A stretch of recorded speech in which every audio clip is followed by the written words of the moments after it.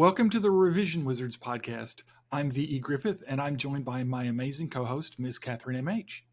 This is episode 8, and today we have a scene analysis with Angela Haas from her forthcoming second novel in her Keepers of the Universe series. This episode is sponsored by our amazing patrons who help us build our podcast so we can help you make your editing and revision process better.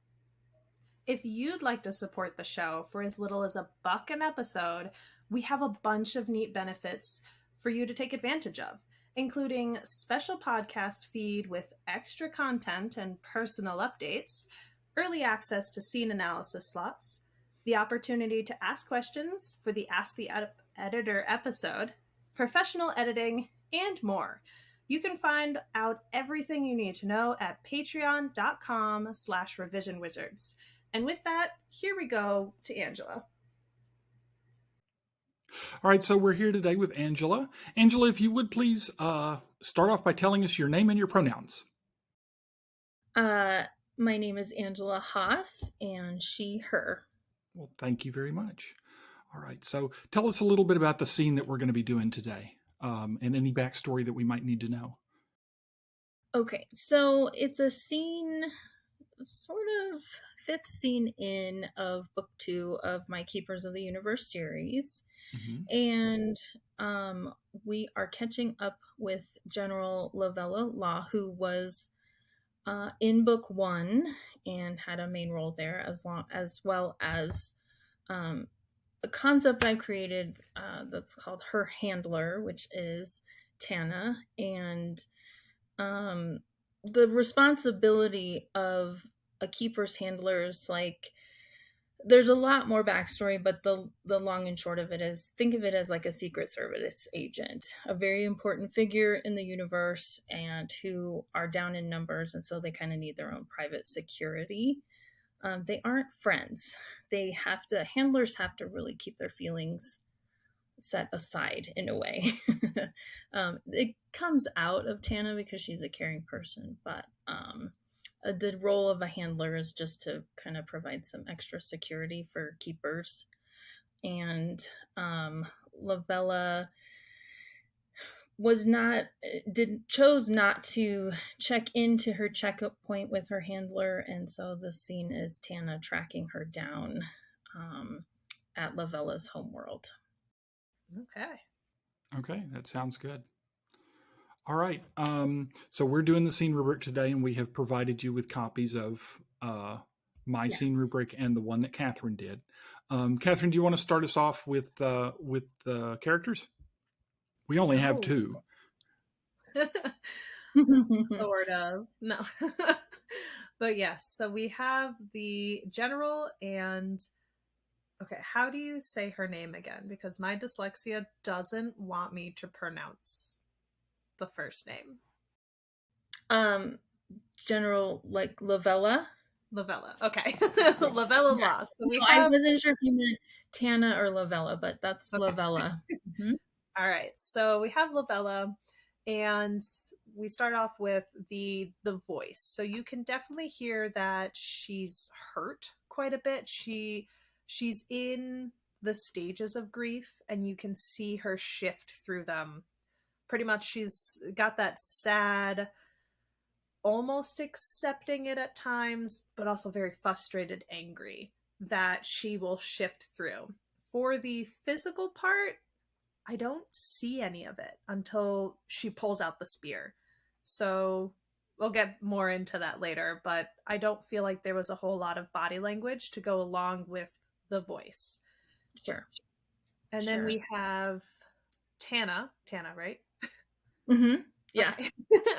And the voices sound similar. You can tell that one is just trying to be calmer. For me, I couldn't tell the difference, but this is also book 2, so I might have already known the difference by the time I've come up to this too. So I feel like she tries to remain calm, collected, and every now and then you get that slip of, my God, would you just move on and do what I'm telling you to do? That comes out through her voice. And you do see a bit more body language with her. You get to hear the sighs and a bit of the come on this way, I'm putting the gun away, or I'm doing like, you can see a little bit more, but I would like some more personally. Sure. I felt like Lavella obviously sounded sad and reflective about whatever it was the situation that brought her here was about. I noticed that she uses more contractions than Tana. I don't know if that's intentional or not, but it was clear to me. Tana was more precise in her speech, and she seemed to me to be speaking with determination, with a certain grit that I really liked. So, all right, emotional state. I did the emotional state. What's the You did. emotional state for you? Uh, um, I basically that Lavella is filled with grief. Tana is determined to sort of is determined in the sort of bounty hunter way to bring her quarry home. You know, Yeah. Yeah. Mhm. you know, it's and there's not a lot of room sort of between those two, which we'll find out later in the scene. So yeah, that's really what I got. Okay. How about protagonist external pursuits, Catherine?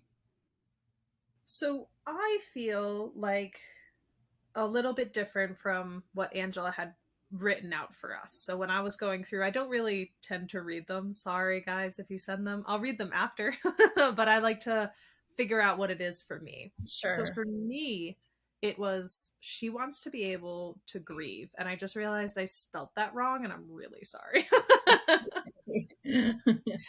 But that's what I feel like she wants. She wants that time to grieve, to just be able to process things.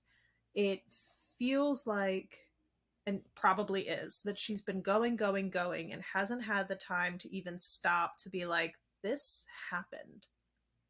And now she's going back and she's looking around and being like, this is what happened. I'm trying to process this moment. And I feel like it was, for me, it was really good because I could see that she just wants to be able to grieve. I What sort do of you got think it that sense. was? I sort of got that sense as well. I was a little more unclear, and that was more clear to me on the second reading.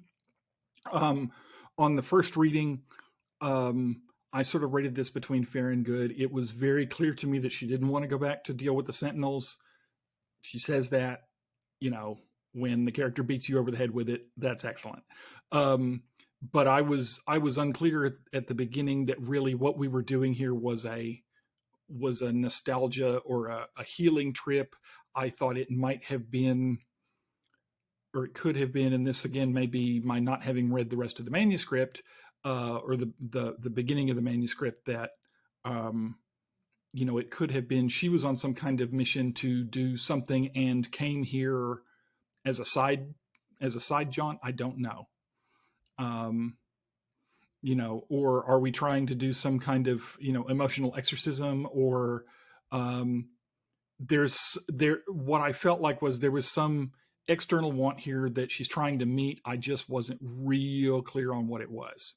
um, Sure. and that can be fine. Maybe we'll explore that on the way to wherever it is we're going next. That's perfectly fine. Okay, we're back. Miss Catherine has solved her technical difficulties for the moment, and so we're going to go on with protagonist's internal desires. I rated the development of the protagonist's internal desires as excellent.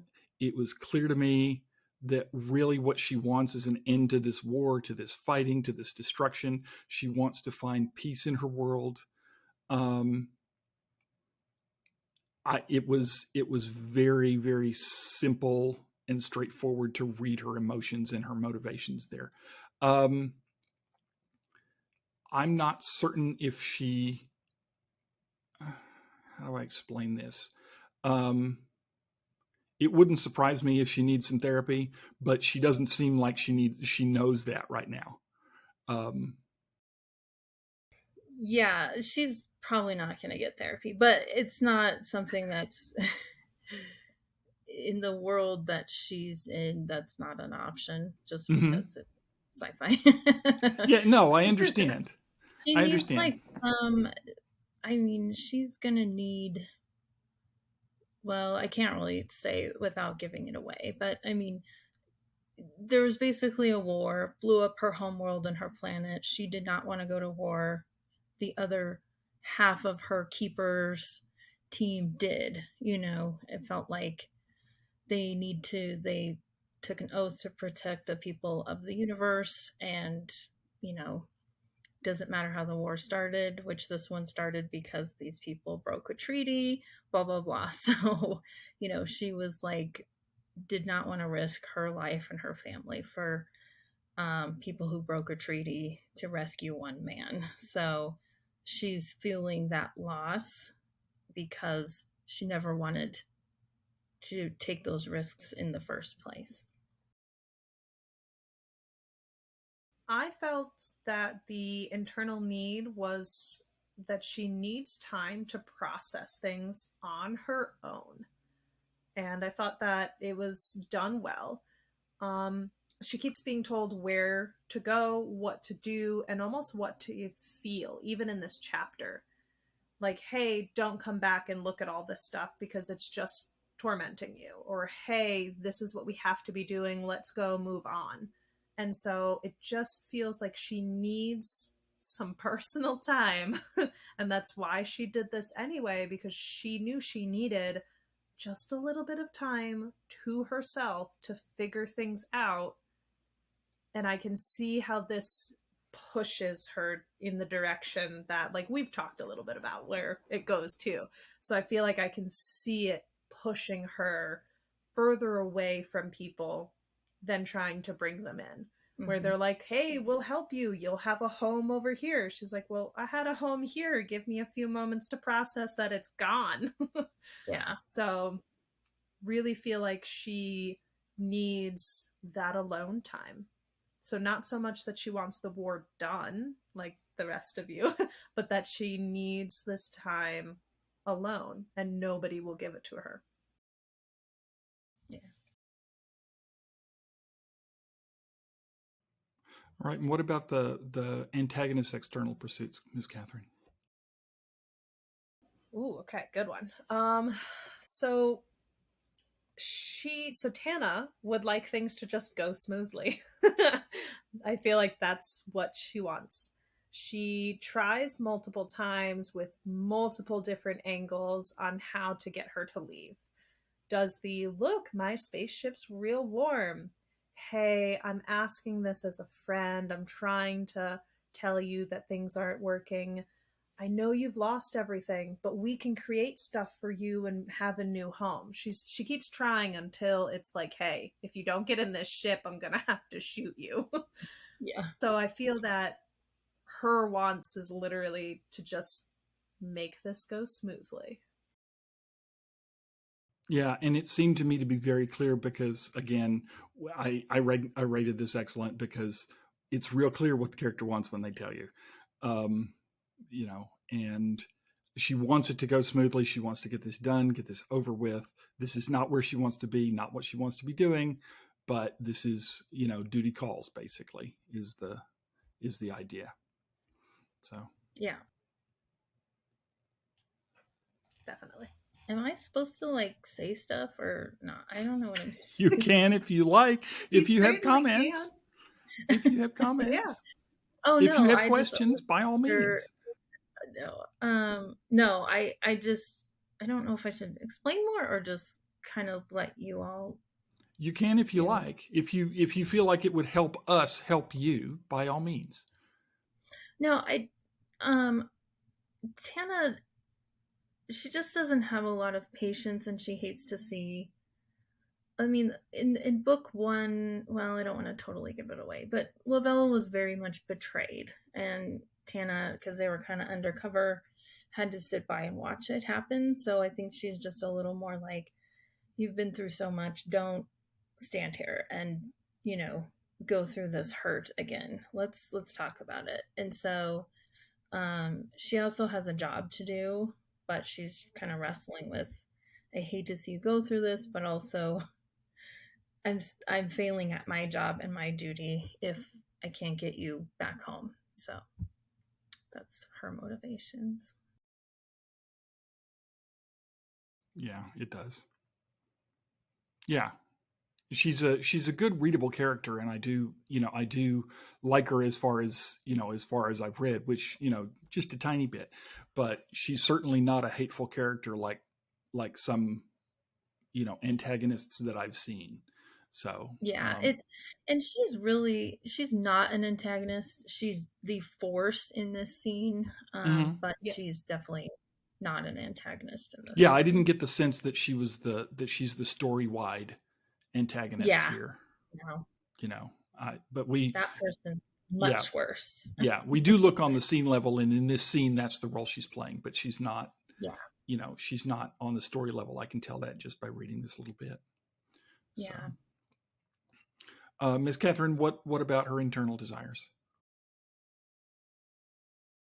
So this one I marked as fair because me personally didn't really see it, and like I thought that she kind of internally wants to be a friend but can't, like it I couldn't tell. So it seemed like she wants to be a friend to her in her time of need, and that's what internally she would like to have happen. She's mentioned like, hey, look at me, I'm like, I get it, I see where you're coming from, but it just seemed to almost fall to me short and flat. Like as the general, I would have definitely seen this as fake. Her sympathy seemed fake, and that was kind of shown how like she was like, no, you don't get it. And it Yeah, just kept falling flat to me with like her her, trying, yeah, because she just wants her on the ship. and I see that, but she's not supposed to be. She's supposed to be objective. She can't let her personal feelings get in the way of her mission. That's her job. So she's not supposed to be this genuine consoling friend in this scene. Mm-hmm. She's in fact, she has to be like, you missed your check-in and we've got to go, that's her job. So it's not that she's trying to be fake. It's and because there's a lot of backstory, Lavella knows that, Novella knows she missed her check-in, but she's just being Yeah. like, I don't care. But she knows that Tana, they're not friends, they're more colleagues that work together and have been together for a while. So there's a level of care there, but it's not a friendship. Gotcha. Yeah. I also rated the development sort of between fair and good. It was clear to me that Tana wants to bring Lavella to the Sentinels, but I couldn't tell why. In the scene rubric that you filled out before we read, you said that she wants to bring Lavella in to speak with the Sentinels to help her work through her trauma. I missed that completely. I thought it was about some military check-in, something, receive new orders, debrief, something like that. There was no, I got no sense that it was going to be about any kind of mental health anything. Sure. So, getting new orders, reporting activity, something like that, just not, Sure. Yeah, I probably should have said that better. So yeah. So that was something that I missed if you intended it to be there. Sure. Catherine, you were going to say something else? Yep, and then it went. Okay. So it's going to be one of those days for me. It's Thursday. That's okay. Alrighty. What about the conflict? So for me, I marked this part as excellent. I think it's when Tanya approaches her and gives her a time limit. She sets you have 2 minutes. And that really does click that time and sets that. She was already on edge and she was feeling stuff, but I felt that giving her that time limit just increased all of that anger that she was not quite feeling yet. That it was like, oh, this is grief and I'm remembering family, and oh, you set a time limit for me. Wow. So I thought that was done well. It made the clock start ticking. Okay. Yeah, I felt like it was excellent as well. The conflict was very clear. It was very present in the characters in their interaction with each other. The friction between them drove their conversation and drove their action. You know, pulling the gun out, putting it away. You know, generating the spear. All of the magical stuff that happened. And so it made a great deal of sense that that's the conflict and the obstacle in this scene for Lavella. Mm-hmm. Cool. A little different from what you had written out for us. Yeah. It's hard for me to fill out sometimes those things because I just, I don't know. Mm-hmm, I hear you. In some ways, that's what you have editors for, Yeah. is to help you see through that, because you're too close. Mm-hmm. So Yep. So, all right. What's the choice here, Miss Catherine? Okay, so for me, I mark this between fair and good, just on the border of it could be good for me. So I think it's the best bad choice, and it's to go with Tanya or to go on her own, and she chooses to go alone. And I feel like this would be so much better if I had more than just dialogue to go off of. You can feel the tension through the dialogue, but I'm also a very visual person, and I would really love to see, like, she's getting tense or she's like pulling away, she takes a step further. Like, just having that more than just the dialogue for me, I think would have made the moment where she's like, no, I'm not doing that, a little bit more powerful. Sure. The other thing that occurs to me now is, if you're ratcheting up the tension in that way, Lavella, being in the military and being ranked a general, is going to be a tactical person. So she's going to start thinking about the setting here. And so you can use that to describe the setting more. More about the ruins of the house. What does it feel like under her feet? Because if they get into a physical altercation, her balance is going to become an issue, and she's gonna think through that before she decides what she's going to do. And so that gives you world building opportunities too. Sure. Yeah. And so you can do both character development and world building through her sense as a tactician. Sure. To throw a thorn into that, would she be thinking that because she's in this grief state, she's also just, at this point, that anger is coming on, and it's almost feels like it's that red haze where you really don't care what you say, what you do, what's around, because you've just made a decision, and if somebody's going to be in your way, then you're just going to take them down so you can walk on straight out. Sure. Would she really be caring about what the place looked like? I mean, there isn't a whole lot. There's a whole bunch of ash and ruins, pretty much. Yeah. I mean, it's hard because usually when I write, this is like, I just feel silly for even submitting this scene because it's I like even ready. Yeah. This is a good scene. This is a good scene. It's a terrible scene. We are helping you. Yeah. Yeah. Anyway, when I write, I just do stream of consciousness, and I plot and I get things on paper, and that's the level that this is. It's on paper, and then it helps me just to get through. This happens, this happens, this happens, and then when I go back through, because I'm not the setting and description.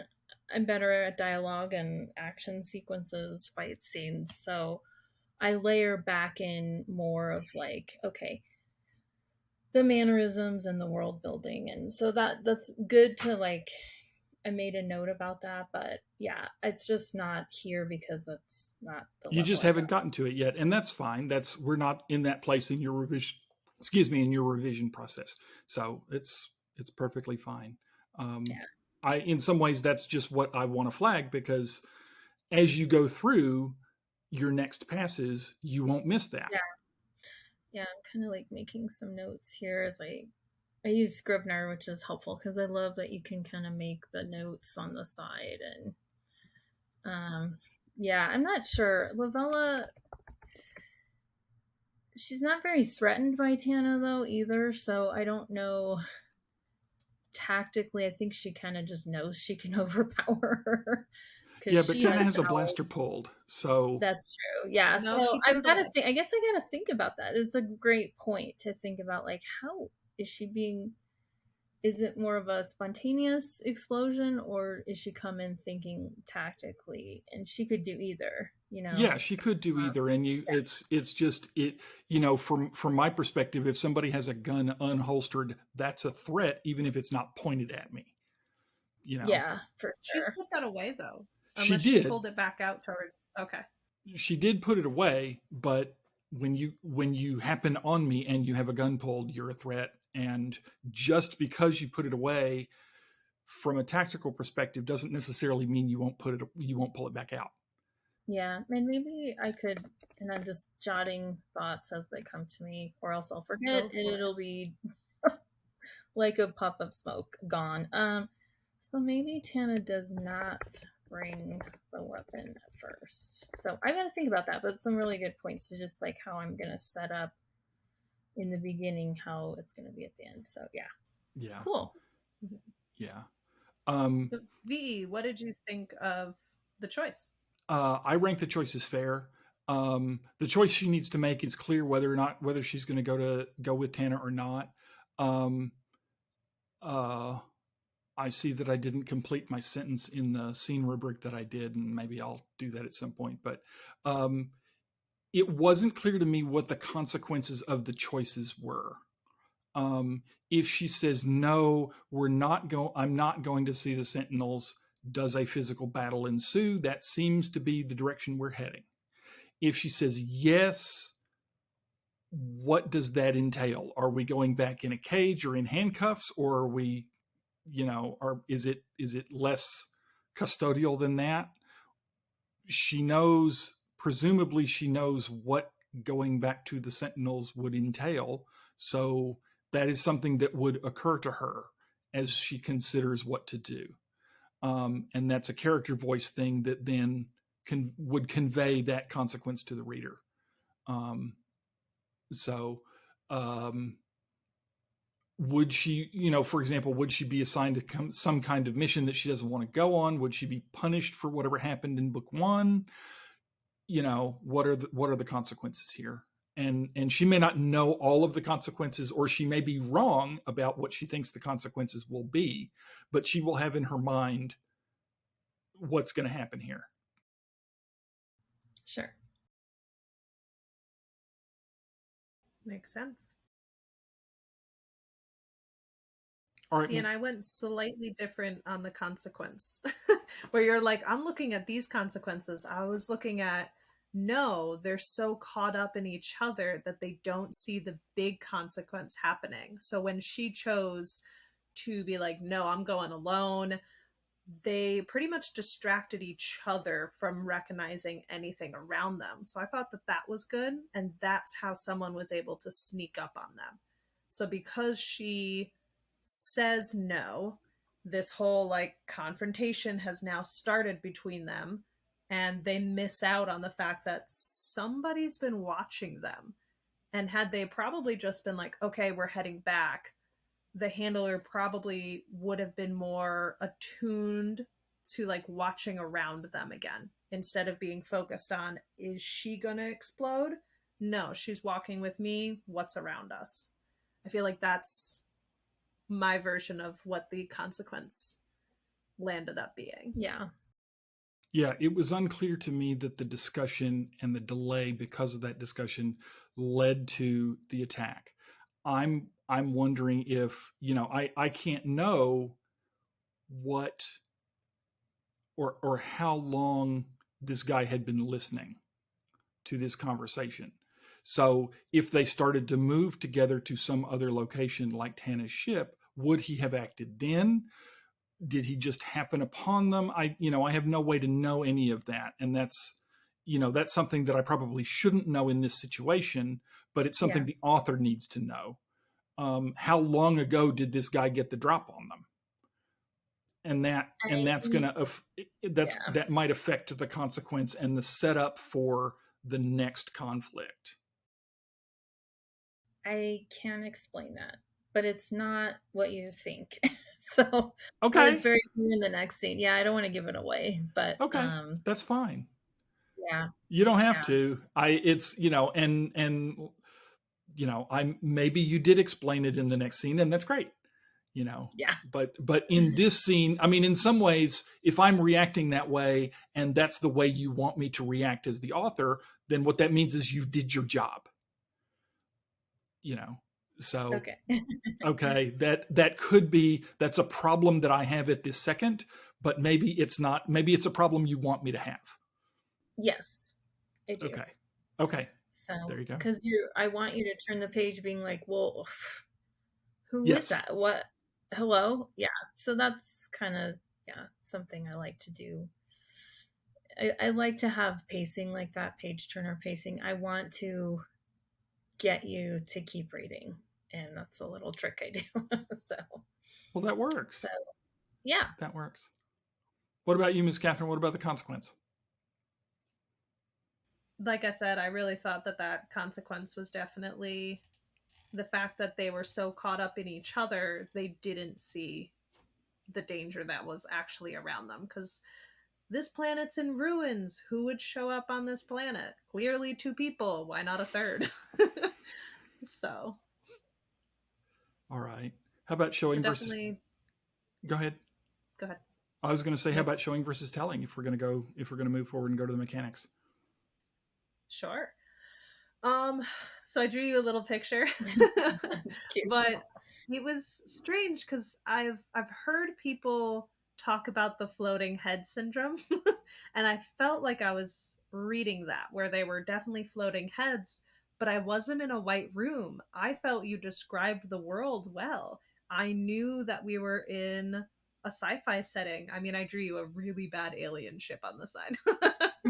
But Cute. I knew that they had spaceships. There was the blaster. It was sci-fi, the world, and then you did describe the ruins, but I didn't have any description of them.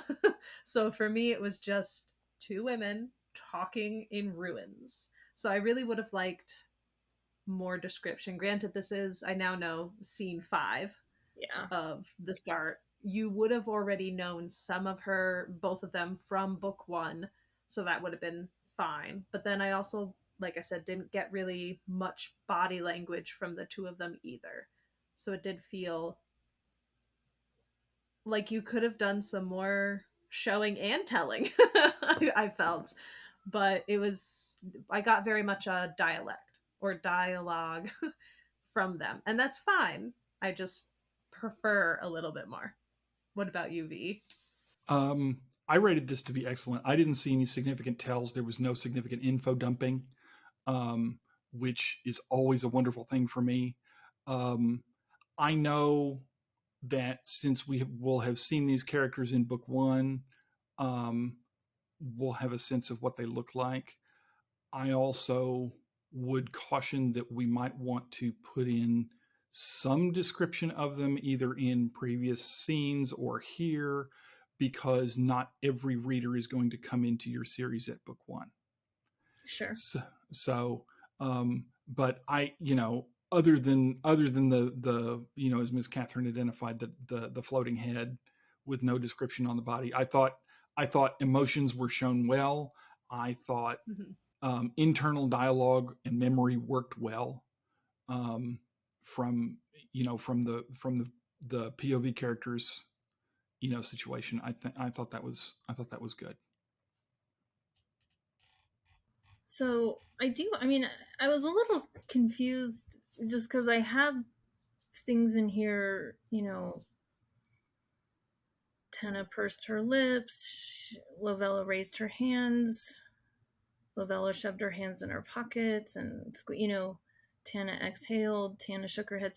So we want more than that, because I feel like I did have a lot of body language, but it just seems like You have body Huh? language, but what you don't have is physical description. Yeah, and So I don't. those are in previous scenes, and I think I can like, I have sweat breaking out on Tana's brown skin, but I can discuss a little bit more of that for Okay. sure. I mean, So if it's we more know what like, for example, if we know what they're wearing already, that's sure, fine. But it's like, from what and it's possible the reader may have missed the description previously. So let's pretend that's what happened here. They are, are they wearing military uniforms? Are they in civvies? Are they in some kind of combat fatigue? What sure, are they, what are they doing? So, yeah, um, okay. So more physical. yeah, it's physical stuff that I felt like I was missing. It was not body language that I thought was the problem. Okay. And I thought it was the body language because I clearly read over and skipped all of that. I didn't see that at all when I read through it. Oh, So okay. I feel like it might not have been enough to, Okay. or like maybe it was too subtle. And as I was reading through, I just went right over that. Okay. Because like I have a section where it says, though there was a chill in the air, beads of sweat glistened in the moonlight on Tana's brown skin. That's kind of trying to show you she's getting a little nervous. Lovella stood up and kicked at the ground. Tana pursed her lips, so that wasn't clear And enough. I do know a bit of that was at the very start of it. And then you get into a lot of dialogue. Okay. If that's how I'm at least remembering Sure. when No, I I'm read just trying through to, I'm this, like kind of that it reading was through, like trying to highlight. So, okay. Sure. I'm just making another. maybe I'm just a person who really likes a lot of detail. Who knows? Yeah, I mean, so the genre action adventure too is, you have, I mean,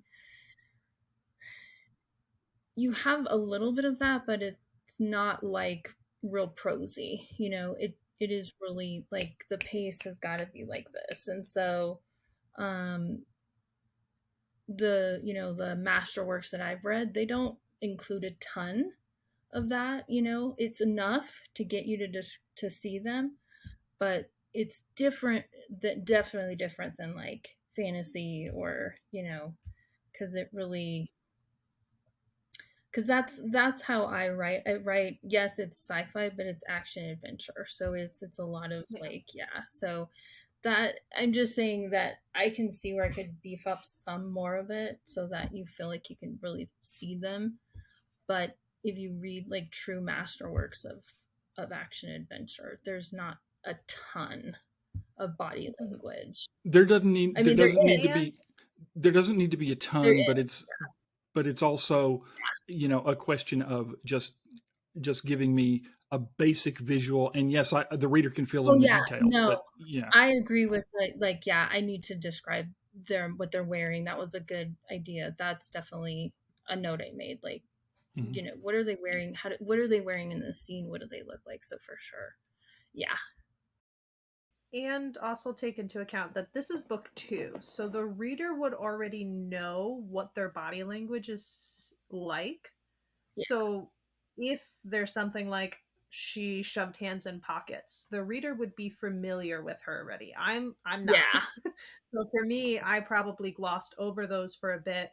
And that's what, like, book 1, it would have taken me a little bit just to like get into the flow of this is what the character acts like. And then by book 2, this probably would have made sense to me, this sure, amount of small movements for yeah, them. So also take that into account. Like, sure, just because I like the detail doesn't mean everybody needs sure, it. yeah. That's what I'm just trying to still find, like how much do you Mhm. put in so it doesn't slow down like the action, but that it's still hard for me sometimes to find that balance.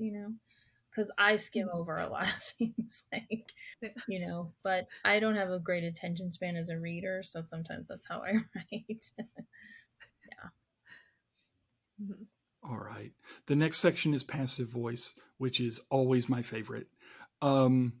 I I rated this to the use of passive voice here to be excellent. I did not notice if there were any of my favorite word was. Um, I was slaps me in the face every time I see it.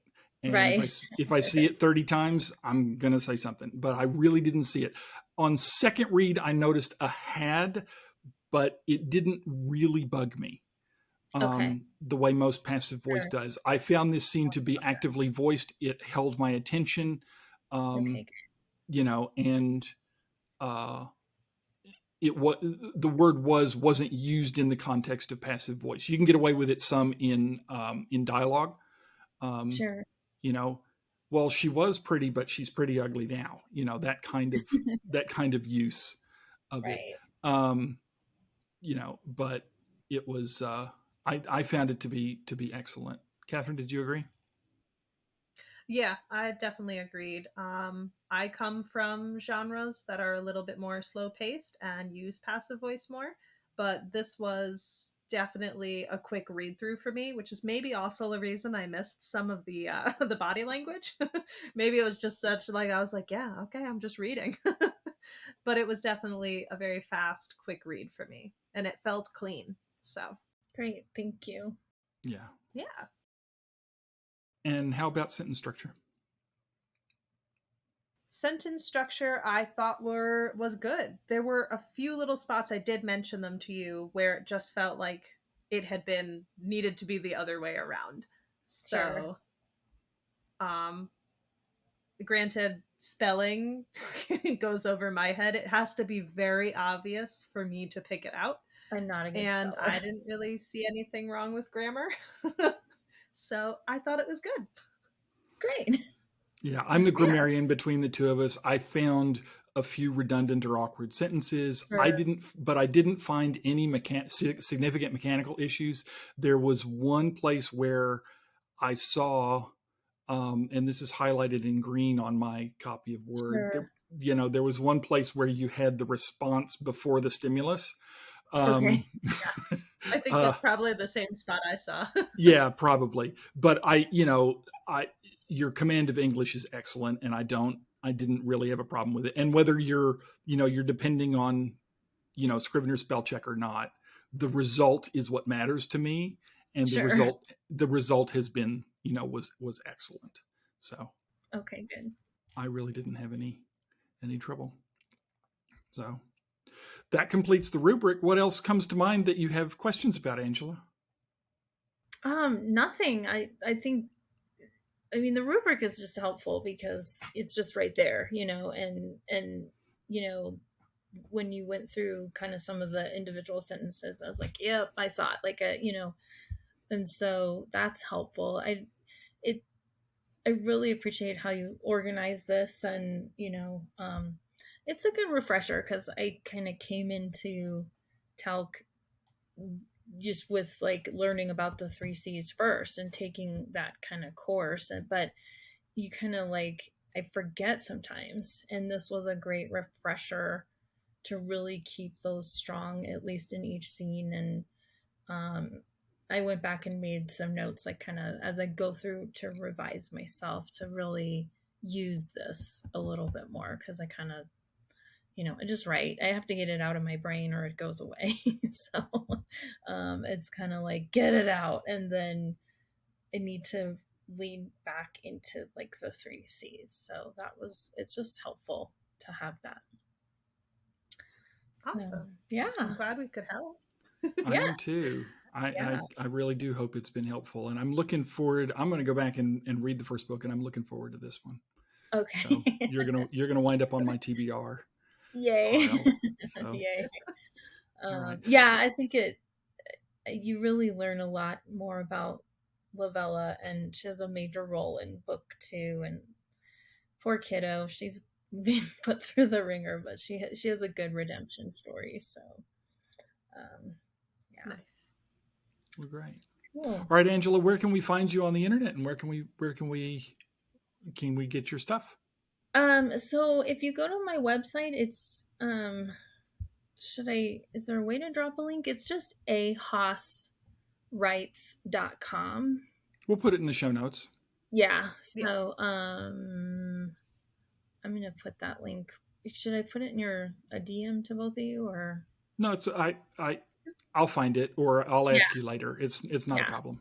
It's just ahaaswrites.com, and you can sign up and read a scene from book 1 and get a taste of that, and then get updates for book 2 and 3 and 4. So yeah. Okay, great. Well, thank you very much for coming on. I really appreciate Thank it. you. No, Yes, it's so thank fun. you. I love your wizard hats. It makes me feel like, can you just make a wave a magic wand and just fix everything? We're trying slowly. Yeah, that's what we're doing. Is we're we haven't doing it mastered that spell. one scene at a time. Yeah. Yeah. No, that's great. Yeah. Excellent writing. O. Yay. So. Cool. All right. Thank you very much. Thank you. I'll see you both around. Thank you so much for joining us for today's episode. You can find every episode on your favorite podcast player and on YouTube. For transcripts, please visit our website at revisionwizards.com. They go live the same day as our episodes. If you'd like to reach out to us separately, you can find me at vegriffith.com and Miss Catherine at scribes-pen.com. Stay magical.